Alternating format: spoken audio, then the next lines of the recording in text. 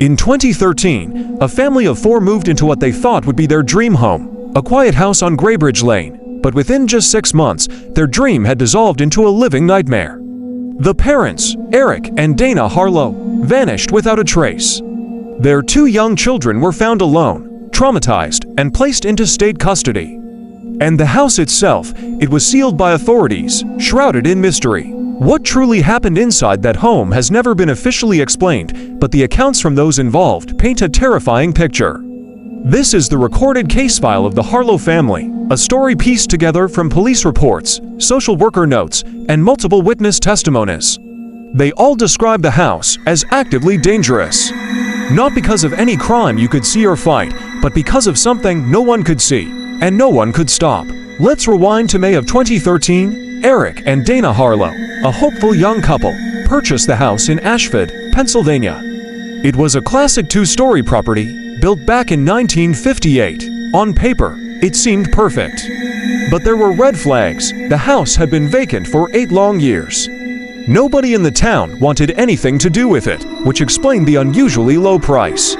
Undeterred, the Harlows moved in with their 2 children, 9-year-old Lily and 6-year-old Noah. They were excited to start a new chapter. But the house had other plans. The strange occurrences began almost immediately. Within the first week, Dana confided in her sister, telling her she kept hearing footsteps in the attic every single night.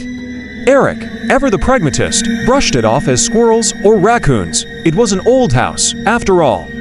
But when he finally went up to investigate, he found the attic completely empty. There was no damage, no nests, no droppings, and most importantly, no possible entry point for any animal.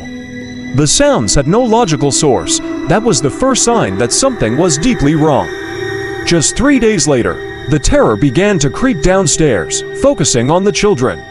Lily and Noah started complaining to their parents about what they called the voice in the closet. They couldn't describe it clearly. They just said it wasn't a man or a woman. Just a faint whisper that sounded like it was trying not to be heard. Imagine hearing that from your own children. The unease in the Harlow home was growing, turning from a subtle chill into a palpable fear. The house was no longer just making noises. It felt like it was starting to communicate. The situation reached a breaking point on June 14th. At 2:41 in the morning, a frantic Eric Harlow called the police. The official record from that night is chilling. It states, caller reports someone walking in the walls. Footsteps moving between rooms. When the police arrived, they found no signs of forced entry. A thorough search of the house and property turned up nothing. There was no intruder. But the responding officer later gave a sworn statement that sends shivers down your spine. He admitted, off the record, "We heard it too, walking, but the floor wasn't moving."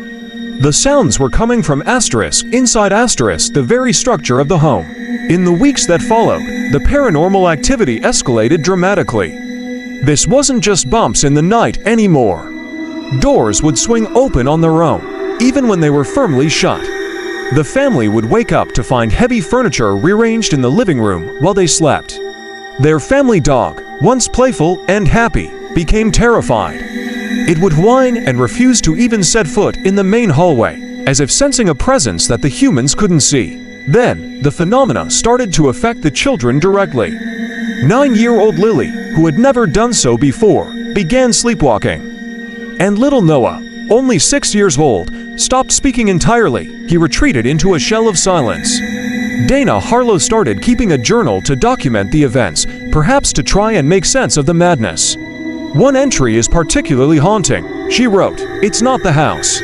It's something inside it, and it knows we hear it." This wasn't a passive haunting. It felt intelligent, aware, and malevolent. It wasn't just that the house was haunted.